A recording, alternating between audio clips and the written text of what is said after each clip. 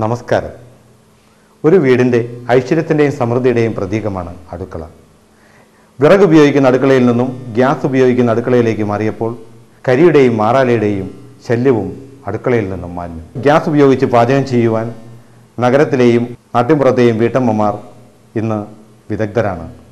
എങ്കിലും ഇടയ്ക്ക് സംഭവിക്കുന്ന ചില അപകട വാർത്തകൾ കേൾക്കുമ്പോഴുണ്ടാവുന്ന ഭയം വലുതാണ്. പഴയകാലത്തെ വീട്ടമ്മമാർ ഗ്യാസ് കൊണ്ടുള്ള പാചകം വളരെ ഗൗരവമായാണ് കണ്ടിരുന്നത്. അതുകൊണ്ട് അക്കാലങ്ങളിൽ അപകടങ്ങളും കുറവായിരുന്നു. എന്നാൽ പുതിയ തലമുറയിലെ വീട്ടമ്മമാർ ഗ്യാസ് കൊണ്ടുള്ള പാചകവും മറ്റും വളരെ നിസ്സാരമായാണ് കാണുന്നത്. അതുകൊണ്ട് തന്നെ ഇപ്പോൾ ഗ്യാസ് കൊണ്ടുള്ള അപകടങ്ങളും കൂടുതലാണ്. നാം ഇന്ന് വീട്ടിൽ ഉപയോഗിക്കുന്ന നിത്യോപയോഗ സാധനങ്ങളിൽ ഏറ്റവും അപകടം കൂടിയ സംഗതി ഏതാണെന്ന് ഒരു വീട്ടമ്മയോട് ചോദിച്ചാൽ ഒരു പക്ഷേ അയൺ ബോക്സ് എന്നോ വാട്ടർ ഹീറ്റർ എന്നോ വാഷിംഗ് മെഷീൻ എന്നോ അതുമല്ലെങ്കിൽ ഇലക്ട്രിസിറ്റി എന്നോ ആയിരിക്കും ഉത്തരം. ഇലക്ട്രിസിറ്റി കൊണ്ടുള്ള അപകടങ്ങൾ ഉണ്ടാകാതിരിക്കുന്നതിനെ നാം ELCB, MCB എന്നീ സംവിധാനങ്ങൾ ഉപയോഗിക്കാറുണ്ട്. ഇലക്ട്രിസിറ്റി കൊണ്ടുള്ള അപകടം സംഭവിച്ചാൽ ഒരുപക്ഷെ അപകടം സംഭവിക്കുന്ന വ്യക്തിക്കോ അല്ലെങ്കിൽ ആ ഉപകരണത്തിനോ മാത്രമാണ് നഷ്ടം സംഭവിക്കുന്നത്. നാം 10,000 രൂപയുടെ ഒരു ഫ്രിഡ്ജിന് വേണ്ടി 1000 രൂപയുടെ സ്റ്റെബിലൈസർ വാങ്ങുന്നു. 10,000 രൂപയുടെ സേഫ്റ്റിക്ക് വേണ്ടിയാണ് 1000 രൂപയുടെ സ്റ്റെബിലൈസർ വാങ്ങുന്നത്. അതിനേക്കാൾ എത്രയോ ഭയാനകമായ ബോംബാണ് നമ്മുടെ വീട്ടമ്മമാർ നിസ്സാരമായി കൈകാര്യം ചെയ്യുന്നത്. ഒരു ഗ്യാസ് സിലിണ്ടർ പൊട്ടിത്തെറിച്ചാൽ ആ വ്യക്തി മാത്രമല്ല, ആ കുടുംബം മുഴുവനും അല്ലെങ്കിൽ ആ പ്രദേശം മുഴുവനും തകർന്ന് തരിപ്പണമാകും. ഇനി ഗ്യാസ് സിലിണ്ടറിനെ കുറിച്ച് 2 വാക്ക് ഞാൻ പ്രതിപാദിക്കാം. 1 കിലോ ഗ്യാസ് സിലിണ്ടറിൽ നിന്നും പുറത്തു വന്ന് വായുവുമായി കൂടിച്ചേർന്നാൽ അതിൻ്റെ 25 മടങ്ങാണ് കത്താനുള്ള കപ്പാസിറ്റി. അതിൻ്റെ എക്സ്പ്ലോസീവ് കപ്പാസിറ്റി എന്ന് പറഞ്ഞാൽ 500 മടങ്ങാണ്. അതായത് 1 × 25 × 500 കിലോ ആണ് എക്സ്പ്ലോസീവ് കപ്പാസിറ്റി. ഒരു ഫുൾ സിലിണ്ടർ പൊട്ടിത്തെറിച്ചാൽ 7 നിലയുള്ളൊരു കെട്ടിടം അപ്പാടെ തകർന്ന് തരിപ്പണമാക്കാൻ കഴിയും. അതുമൂലമുണ്ടാകുന്ന നഷ്ടങ്ങൾ നമുക്ക് ചിന്തിക്കാവുന്നതിനും അപ്പുറമാണ്. മേൽപ്പറഞ്ഞ അപകടങ്ങളിൽ നിന്നും 100% സംരക്ഷണം നൽകുന്ന ഒരു ഉപകരണത്തെയാണ് ഞങ്ങൾ നിങ്ങൾക്ക് വേണ്ടി പരിചയപ്പെടുത്തുന്നത്. Gas safe. ഓസ്ട്രേലിയൻ ടെക്നോളജിയിൽ ഇന്ത്യയിൽ നിർമ്മിക്കുന്ന government of India department of എക്സ്പ്ലോസീവ്സിൻ്റെ അംഗീകാരവും ISO 9000, 2000 സർട്ടിഫൈഡുമുള്ള ഒരു ഉൽപ്പന്നമാണ് ഗ്യാസ് സേഫ്. ഇത് ഉപയോഗിക്കുന്നത് മൂലം നിങ്ങൾക്കുണ്ടാകുന്ന ഗുണങ്ങളെക്കുറിച്ച് ഇനി പറയാം. ഗ്യാസ് അപകടങ്ങളിൽ നിന്നും 100% സംരക്ഷണവും ഒപ്പം 30% വരെ ഇന്ധന ലാഭവും. ഗ്യാസ് ലീക്കായാൽ ഉടൻ കട്ട് ഓഫ് ആകുന്നു. വളരെ ചെറിയ ഗ്യാസ് ലീക്കേജ് പോലും എളുപ്പത്തിൽ കണ്ടുപിടിക്കാം. സിലിണ്ടറിൽ ഗ്യാസിൻ്റെ അളവറിയാൻ ഗ്യാസ് ലെവൽ ഇൻഡിക്കേറ്റർ. പാചകത്തിനിടയിൽ തീ തനിയെ കെട്ടുപോയാൽ എത്ര സമയം കഴിഞ്ഞാലും അപകടം കൂടാതെ സ്റ്റൗ കത്തിക്കാം. മേൽപ്പറഞ്ഞ കാര്യങ്ങൾ സത്യമാണോ എന്നാവും ഇനി നിങ്ങൾ ചിന്തിക്കുന്നത്. അതുകൊണ്ട് ഇനി ഈ ഉപകരണത്തിൻ്റെ ഉപയോഗക്രമവും ഗുണങ്ങളും നിങ്ങൾക്ക് നേരിൽ കണ്ടു ബോധ്യപ്പെടാം. ഇതാണ് ഞാൻ പരിചയപ്പെടുത്താൻ പോകുന്ന ഉപകരണം, ഗ്യാസ് സേഫ്. ഇത് ഏകദേശം നിങ്ങൾ ഇപ്പോൾ ഉപയോഗിക്കുന്ന ഒരു റെഗുലേറ്ററിൻ്റെ പോലെ തന്നെയുള്ള ഒരു ഉപകരണമാണ്. അതിൻ്റെ ഒരു സൈഡിൽ ഈ ഗ്യാസ് ഓൺ ചെയ്യാനും ഓഫ് ചെയ്യാനുമുള്ള സംവിധാനമുണ്ട്. ഒരു സൈഡിൽ നിങ്ങളുടെ നിലവിലുള്ള റെഗുലേറ്റർ കണക്ട് ചെയ്യാനുള്ള ഒരു പോയിൻ്റാണത്. ഇതാണ് ഇതിൻ്റെ ഗ്യാസിൻ്റെ ലെവൽ അറിയാനുള്ള ഇൻഡിക്കേറ്റർ. ഇനി ഇത് എങ്ങനെയാണ് കണക്ട് ചെയ്യുന്നതെന്ന് നോക്കാം.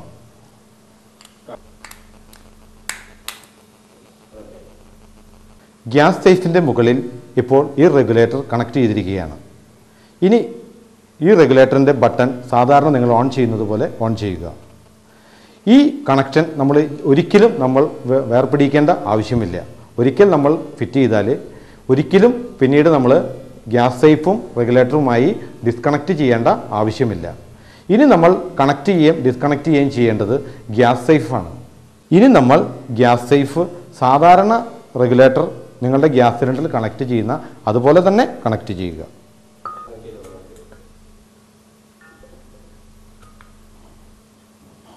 ഗ്യാസ് സേഫ് കണക്ട് ചെയ്തതിന് ശേഷം ഈ സൈഡിലുള്ള സ്വിച്ച് സാധാരണ റെഗുലേറ്റർ നിങ്ങൾ ഓൺ ചെയ്യുന്ന അതുപോലെ തന്നെ ഓൺ ചെയ്യുക. ഇപ്പോൾ നമ്മുടെ ഫിറ്റിങ്സ് എല്ലാം റെഡിയാണ്. ഇനി നമുക്ക് സ്റ്റൗ ഓൺ ചെയ്യാം. ഞാൻ സ്റ്റൗവിൻ്റെ നോബ് ഓൺ ചെയ്യുകയാണ്. ഇപ്പോൾ സ്റ്റൗ ഓൺ പൊസിഷനാണ്. ഇനി നമുക്ക് സ്റ്റൗ ഒന്ന് കത്തിക്കാം.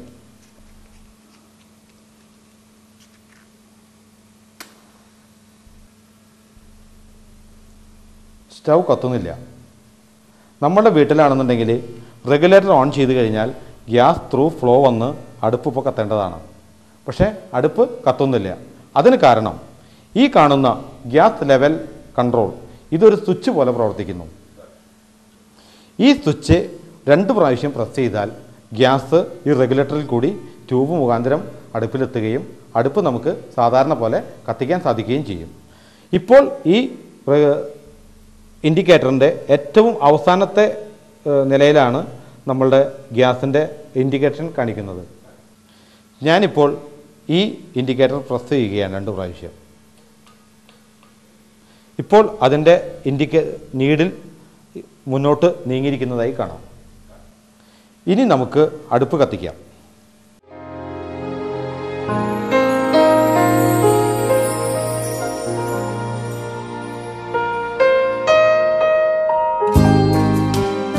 പാചകത്തിനിടയിൽ സാധാരണ സ്റ്റൗ കെട്ടുപോകുക എന്നുള്ളത് നമ്മുടെ വീട്ടമ്മമാർക്കിടയിൽ നിത്യസംഭവമാണ്. ഒരുവിധം ഏകദേശം 90% വീട്ടമ്മമാരും ഈ അപകടത്തിൽ നിന്നും രക്ഷപ്പെട്ടിട്ടുള്ളവരായിരിക്കും.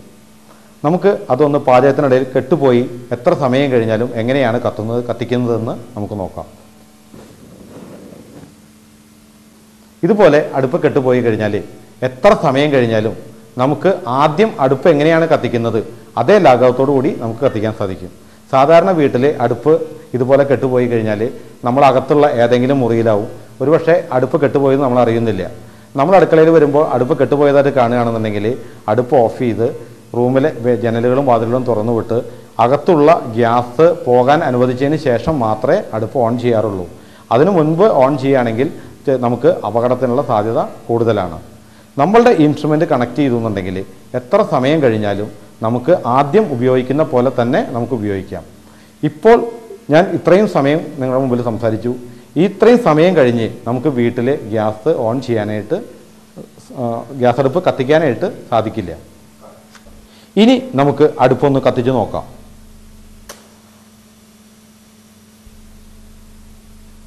ഞാൻ അടുപ്പിൻ്റെ പാർശ്വവശങ്ങളിലെല്ലാം ഈ തീ കാണിച്ചു. ഞാനിത് ലൈറ്റർ കൊണ്ടല്ല കാണിക്കുന്നത്, തീ കൊണ്ടാണ് കാണിക്കുന്നത്. അപ്പോൾ സാധാരണഗതിയിൽ നമ്മുടെ വീട്ടിലാണെങ്കിൽ ഈ ഇത്രയും സമയം ഓൺ ചെയ്തിരുന്നാൽ നമ്മൾ തീ അടുത്തേക്ക് കൊണ്ടുവരുമ്പോഴേക്കും സാധാരണഗതിയിൽ തീ കത്തിയിട്ടുണ്ടോ, അടുപ്പിലേക്ക് തീ വലിയൊരു ശബ്ദത്തോടു കൂടി തന്നെ അത് ആളിക്കത്തും. നമ്മളുടെ ഇൻസ്ട്രുമെൻ്റ് കണക്ട് ചെയ്തിട്ടുള്ളത് കൊണ്ടാണ് എനിക്ക് ഈ പരിസരത്തൊക്കെ കൊണ്ടുവന്നിട്ട് പോലും അടുപ്പ് കത്താതിരിക്കുന്നത്. ഈ തീയെ ഞാൻ ബർണറിലോട്ട് അടുപ്പിച്ചെങ്കിൽ മാത്രമേ നമുക്ക് സ്റ്റൗ കത്തിക്കാൻ സാധിക്കുകയുള്ളൂ. ഇത് എങ്ങനെയാണ് സംഭവിക്കുന്നത് എന്നായിരിക്കും. സാധാരണ റെഗുലേറ്ററാണ് ഇതിൽ കണക്ട് ചെയ്തിട്ടുള്ളതെങ്കിൽ ഗ്യാസ് വളരെ ശക്തമായി ഉള്ള ഫ്ലോ ഈ ബർണറിനുള്ളിൽ കൂടെ വന്നുകൊണ്ടിരിക്കും. അതുകൊണ്ടാണ് നമുക്ക് അല്പസമയം കഴിഞ്ഞാലായിട്ട് കത്തിക്കാൻ സാധിക്കാത്തത്. കത്തുന്ന സമയത്തെ പ്രഷറും കത്താത്ത സമയത്തെ പ്രഷറും തമ്മിൽ നമ്മളുടെ ഇൻസ്ട്രുമെൻ്റ് ഉപയോഗിക്കുമ്പോൾ റെഗുലേറ്റ് ചെയ്ത് ആ പ്രഷർ വിടുന്നത് കൊണ്ട് വളരെ കുറച്ച് ഗ്യാസ് മാത്രമേ ബർണറിൽ കൂടെ പുറത്തു വരുന്നുള്ളൂ. അതുകൊണ്ടാണ് ആ കുറച്ച് വരുന്ന ഗ്യാസ് അന്തരീക്ഷത്തിൽ വരുമ്പോഴേക്കും അത് സ്പ്രെഡ് ചെയ്ത് പോവുകയാണ്. ഒരു മിനിമം ഗ്യാസ് വായുവുമായി കൂടിച്ചേർന്നെങ്കിൽ മാത്രമേ നമുക്ക് തീ കത്തിക്കാൻ സാധിക്കുകയുള്ളൂ. അതിലും കുറഞ്ഞ ഗ്യാസിൻ്റെ അളവാണ് റെഗുലേറ്ററിൽ കൂടെ ബർണറിൽ കൂടെ പുറത്തേക്ക് കടത്തിവിടുന്നത്. അതുകൊണ്ടാണ് നമുക്ക് അപകട സാധ്യതയില്ലാതെ അടുപ്പ് കത്തിക്കാൻ സാധിക്കുന്നത്. സാധാരണ വീടുകളിൽ ഉണ്ടാകുന്ന ഒരു സംഗതിയാണ്. ഈ ട്യൂബ് സാധാരണഗതിയിൽ കാലപ്പഴക്കം കൊണ്ടോ അല്ലെങ്കിൽ നമ്മൾ വല്ല എലി കരണ്ടോ ഒക്കെ ഒരു പക്ഷേ എവിടെയെങ്കിലും മുറിയാൻ സാധ്യതയുണ്ട്. ഈ ട്യൂബ് മുറിഞ്ഞാൽ എന്ത് സംഭവിക്കും എന്ന് നമുക്ക് നോക്കാം. കത്തിക്കൊണ്ടിരിക്കുന്ന അടുപ്പാണിത്, ഫുൾ ആണിത്. ഈ സമയത്ത് ഞാൻ ഈ ട്യൂബ് മുറിച്ചാൽ എന്ത് സംഭവിക്കും? സാധാരണഗതിയിൽ ട്യൂബ് മുറിയുന്ന സമയത്ത് ഗ്യാസ് ഇതിൽ കൂടി ഫ്ലോ ആവുകയും തീ അതിലേക്ക് കയറി പിടിക്കുകയും ചെയ്യേണ്ടതാണ്. ഞാനിപ്പോൾ നിങ്ങളുടെ മുമ്പിൽ മുറിക്കുകയാണ്.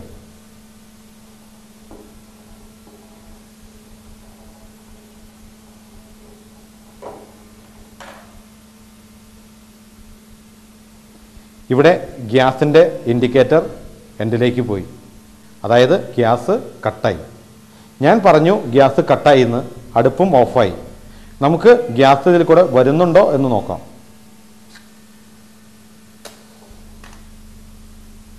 ഗ്യാസ് വരുന്നുണ്ടോ? ഇനി ഞാൻ ആദ്യം നിങ്ങളോടൊരു കാര്യം പറഞ്ഞു, ഇത് പ്രസ് ചെയ്താലാണ് ഗ്യാസ് റിലീസാവുകയെന്ന്. ആരെങ്കിലും കിച്ചണിൽ അങ്ങോട്ടോ ഇങ്ങോട്ടോ പാസ് ചെയ്യുന്ന സമയത്ത് ഇതൊന്ന് പ്രസ് ചെയ്ത് കഴിഞ്ഞാൽ വീണ്ടും ഗ്യാസ് പുറത്തോട്ട് വരികയാണെന്നുണ്ടെങ്കിൽ നമ്മൾ ഈ ഇൻസ്ട്രുമെൻറ്റ് ഘടിപ്പിച്ചതുകൊണ്ട് യാതൊരു ഫലവും ഉണ്ടാകുന്നില്ല. നമുക്ക് ഇതൊന്ന് പ്രസ് ചെയ്ത് നോക്കാം. ഞാൻ പ്രസ് ചെയ്ത നേരത്ത് മാത്രമാണ് തീ വന്നത്. കണ്ടിന്യൂസ് ആയിട്ട് ഗ്യാസ് ഫ്ലോ വരുന്നില്ല. കാരണം ഇവിടെ പൈപ്പ് മുറിഞ്ഞിരിക്കുന്നത് കൊണ്ടാണ് കണ്ടിന്യൂസ് ആയിട്ട് ഗ്യാസ് ഫ്ലോ വരാത്തത്. ഇനി ഈ പൈപ്പ് ഒന്ന് ബ്ലോക്ക് ചെയ്ത് നോക്കാം.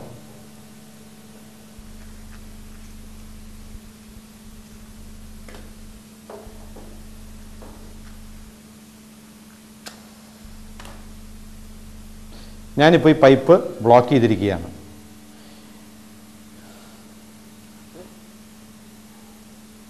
ഇനി ഇത് പ്രസ് ചെയ്താൽ വീണ്ടും നീഡിൽ കയറി നിൽക്കുന്നതായിട്ട് കാണാം. ഇപ്പോൾ ഞാൻ ഈ പൈപ്പ് ബ്ലോക്ക് ചെയ്തു, അത് സ്വിച്ച് ഓൺ ചെയ്തു. എൻ്റെ ഈ വിരൽ വരെ ഇതുവരെ ഇപ്പോൾ ഫുൾ ഗ്യാസാണ്. ഞാൻ ആ ഗ്യാസിന് തീ കൊളുത്താൻ പോവുകയാണ്.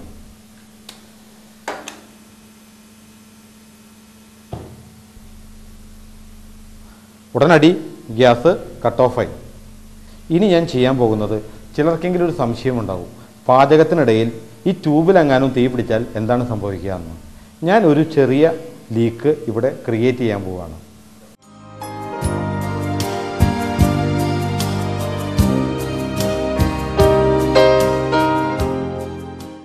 ഞാനിവിടെ ഒരു ചെറിയ ഒരു ലീക്ക് ക്രിയേറ്റ് ചെയ്തിരിക്കുകയാണ്. അവിടെ നമുക്ക് ഒന്ന് തീ കൊടുത്തു നോക്കാം.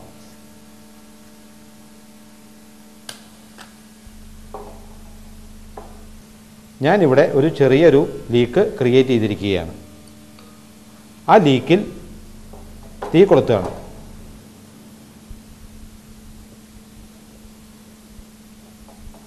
തീ പിടിച്ച് ഹോൾ വലുതായി കഴിഞ്ഞാൽ ഉടനടി ഇൻഡിക്കേറ്റർ കട്ടാവുന്നത് കാണാം. നമ്മൾ രണ്ട് കാര്യങ്ങൾ ഡെമോൺസ്ട്രേഷൻ കണ്ടു. ഒന്ന്, അടുപ്പ് തിളച്ച് പാലോ കഞ്ഞിവെള്ളമോ കാറ്റ് മുഖാന്തരം കെട്ടുപോയി എത്ര സമയം കഴിഞ്ഞാലും നമുക്ക് വളരെ ഈസിയായി തന്നെ അടുപ്പ് കത്തിക്കാവുന്നത് എങ്ങനെയാണെന്ന് നമ്മൾ കണ്ടു. രണ്ടാമത്, പൈപ്പിലോ മറ്റോ എവിടെയെങ്കിലും ഗ്യാസ് ലീക്ക് ഉണ്ടെങ്കിൽ ഉടനടി കട്ടാവുന്നതും എങ്ങനെയാണെന്ന് നാം കണ്ടു. ഇനി വളരെ മൈനർ ലീക്കേജ് പോലും നമുക്ക് കണ്ടുപിടിക്കാം. നമ്മളറിയാതെ തന്നെ ഓൾറെഡി ഇപ്പോൾ നമ്മുടെ വീട്ടിൽ ചെറിയ മൈനർ ലീക്കേജ് ഉണ്ടാവും. അതൊരു പക്ഷേ മണമോ അപകട സാധ്യതയോ ഇല്ല.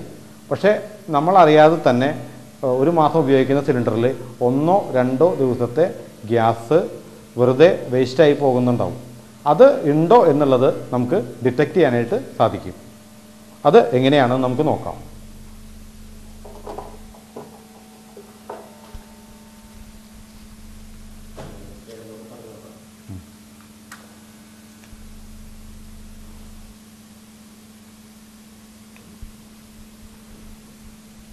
നമ്മളിപ്പോൾ അടുപ്പ് ഓൺ ചെയ്തിരിക്കുകയാണ്. നമ്മളുടെ ആവശ്യം കഴിഞ്ഞാൽ അടുപ്പ് നമ്മൾ ഓഫ് ചെയ്യുന്നു. അതുപോലെ തന്നെ ഈ ഗ്യാസ് സേഫിൻ്റെ ഈ ഓൺ ഓഫ് സ്വിച്ച് അതും ഓഫ് ചെയ്യുന്നു. ഓഫ് ചെയ്താൽ ഗ്യാസിൻ്റെ ലെവൽ എങ്ങനെയാണ് നിൽക്കുന്നതെന്ന് നമ്മൾ നോക്കുക. ഈ ലെവൽ ഇൻഡിക്കേറ്ററിലെ ഈ നീഡിൽ പുറകിലോട്ട് പോകുന്നുണ്ടെങ്കിൽ അതിനർത്ഥം ഗ്യാസിന് ഇവിടെ മുതൽ ഇതുവരെയുള്ള ഏതോ ഒരു ഭാഗത്ത് ഗ്യാസ് ലീക്ക് ഉണ്ടെന്നുള്ളതാണ്. അത് കാലപ്പഴക്കം കൊണ്ട് ട്യൂബ് മാറ്റിയിട്ടില്ലെങ്കിൽ ട്യൂബ് ചെക്ക് ചെയ്യുക, ഈ ട്യൂബ് ഇടുക. ഗവൺമെൻറ് നിയമപ്രകാരം ഈ 2 തലയ്ക്കിലും ഓരോ ക്ലിപ്പ് പിടിപ്പിക്കണം. അതില്ലെങ്കിൽ 2 ക്ലിപ്പ് പിടിപ്പിക്കുക. ഇതെല്ലാം ചെയ്തിട്ടും ഗ്യാസ് ലീക്ക് ഉണ്ടെങ്കിൽ ഈ സ്റ്റൗവിൻ്റെ ഈ കാണുന്ന നോബിൻ്റെ ഇടയിൽ കൂടെ ലീക്ക് വരാനുള്ള സാധ്യതയുണ്ട്. അങ്ങനെയാണെങ്കിൽ നമ്മൾ സ്റ്റൗ ഏതെങ്കിലും റിപ്പയർ ചെയ്യുന്നവരെ കൊണ്ട് ഒന്ന് ചെക്ക് ചെയ്യിക്കാം. അങ്ങനെ ചെയ്യുകയാണെങ്കിൽ നമുക്ക് 1-2 ദിവസത്തെ ഗ്യാസ് നമുക്ക് സേവ് ചെയ്യാനായിട്ട് സാധിക്കും. ഇതിനൊക്കെ പുറമെ നമുക്ക് 30% വരെ ഗ്യാസ് സേവ് ചെയ്യാനും സാധിക്കും. അത് എങ്ങനെയാണെന്ന് നമുക്ക് നോക്കാം. സാധാരണ ഗവൺമെൻറ് റെഗുലേറ്ററിന് കപ്പാസിറ്റി വളരെ കൂടുതലാണ്. ഈ റെഗുലേറ്റർ ഉപയോഗിച്ചുകൊണ്ട് നമുക്ക് ഒരേ സമയം 10, 12, 13 അടുപ്പുകൾ നമുക്ക് വർക്ക് ചെയ്യിക്കാൻ സാധിക്കും. നമ്മൾ സാധാരണ പാചകത്തിന് വീട്ടിൽ ഉപയോഗിക്കുന്നത് സിംഗിൾ ബർണറോ 2 ബർണറോ ഉള്ള അടുപ്പുകളാണ് നമ്മൾ സാധാരണ ഉപയോഗിക്കുന്നത്. ഒരു പക്ഷേ 3ഓ 4ഓ ഉള്ള ബർണറുകൾ വരെ നമ്മൾ വീട്ടിൽ ഉപയോഗിച്ചേക്കാം. നമുക്ക് സാധാരണ ഈ റെഗുലേറ്റർ ഉപയോഗിക്കുമ്പോൾ നാം അറിയാതെ കുറേ ഗ്യാസ് വേസ്റ്റായി പോയിക്കൊണ്ടിരിക്കുന്നുണ്ട്. നമ്മളുടെ റെഗുലേറ്റർ അത് കൺട്രോൾ ചെയ്ത് വിടുന്നത് കൊണ്ട് വളരെ കുറച്ച് മാത്രം ഗ്യാസേ നമ്മുടെ റെഗുലേറ്ററിൽ കൂടെ പുറത്തേക്ക് വിടുന്നുള്ളൂ. ഒരേ സമയം മാക്സിമം 4 അടുപ്പുകൾ വരെ നമ്മളുടെ റെഗുലേറ്റർ ഉപയോഗിച്ചാൽ വർക്ക് ചെയ്യുള്ളൂ. അതുകൊണ്ടാണ് നമുക്ക് ഏകദേശം 30% വരെ ഗ്യാസ് സേവ് ചെയ്യാനായിട്ട് സാധിക്കുന്നത്. സാധാരണ ഗവൺമെൻറ് റെഗുലേറ്റർ ഉപയോഗിക്കുമ്പോൾ അവർ നമ്മളോട് നിഷ്കർഷിക്കുന്ന ഒരു കാര്യമുണ്ട്. ഓരോ പ്രാവശ്യവും നമ്മൾ പാചകത്തിന് സ്റ്റവ് ഓൺ ചെയ്യുന്ന സമയത്ത് റെഗുലേറ്റർ ഓൺ ചെയ്യുകയും പാചകം കഴിഞ്ഞാൽ റെഗുലേറ്റർ ഓഫ് ചെയ്യുകയും വേണം. നമ്മളിൽ പലരും അത് ചെയ്യാറില്ലെങ്കിലും ചിലരെങ്കിലും വൈകുന്നേരങ്ങളിൽ ഓൺ ചെയ്യുകയും ഓഫ് ചെയ്യുകയും ചെയ്യാറുണ്ട്. അതെന്തിനാണെന്ന് വെച്ചാൽ ഏതെങ്കിലും സാഹചര്യങ്ങളിൽ ഈ പൈപ്പ് എവിടെയെങ്കിലും ലീക്കാവുകയോ വിട്ടുപോരുകയോ മറ്റോ ചെയ്താൽ ഗ്യാസ് ഇതിൽ നിന്നും പുറത്തോട്ട് പോകാതിരിക്കാൻ വേണ്ടിയിട്ടാണ് ഉപയോഗം കഴിഞ്ഞാൽ നമ്മൾ റെഗുലേറ്റർ ഓഫ് ചെയ്യണം എന്ന് പറയുന്നത്. നമ്മളുടെ ഈ ഗ്യാസ് സേഫ് കണക്ട് ചെയ്തിട്ടുണ്ടെങ്കിൽ നമ്മൾ ഓരോ സമയം ഗ്യാസ് ഓൺ ചെയ്യുക ഓഫ് ചെയ്യുക എന്നുള്ളതിനെക്കുറിച്ച് മറന്നേക്കൂ. അത് ഓഫ് ചെയ്തില്ലെങ്കിലും ഏതെങ്കിലും രീതിയിൽ കുട്ടികളോ അല്ലെങ്കിൽ പൂച്ചയോ എലിയോ മറ്റും അങ്ങോട്ടോ ഇങ്ങോട്ടോ പാസ് ചെയ്യുന്ന സമയത്തോ കടിച്ചോ പൈപ്പ് വേർപെട്ട് പോയാൽ ഉടനടി ഗ്യാസിൻ്റെ ബന്ധം വിച്ഛേദിക്കും. ഇപ്പോൾ ഇൻഡിക്കേറ്റർ ഓഫാണ്, ഗ്യാസ് വരുന്നില്ല. ഈ ഉപകരണത്തിൻ്റെ വില എന്ന് പറയുന്നത് നിങ്ങളുടെ പ്രിയപ്പെട്ടവരുടെ ജീവൻ്റെ വിലയെ വെച്ച് നോക്കുമ്പോൾ വളരെ തുച്ഛമാണ്. ഓസ്ട്രേലിയയിൽ കണ്ടുപിടിച്ച ഈ ഉൽപ്പന്നത്തിന് 30 വർഷത്തെ പാരമ്പര്യമുണ്ട്. 28 രാജ്യങ്ങളിൽ ഗ്യാസ് സേഫ് ഇന്നും ഉപയോഗിക്കുന്നു. ഇന്ത്യയിൽ 8 വർഷമായി ഗ്യാസ് സേഫ് ഉപയോഗിച്ചു വരുന്നു. ഈ ഗ്യാസ് സേഫിന് 3 വർഷത്തെ വാറണ്ടിയുണ്ട്. ബാറ്ററിയോ മറ്റോ പവറിൻ്റെയോ ആവശ്യമില്ല. തികച്ചും മെക്കാനിക്കലാണ്. ഈ ഒരു ഉൽപ്പന്നം മതി ഒരു ജീവിതകാലം മുഴുവനും.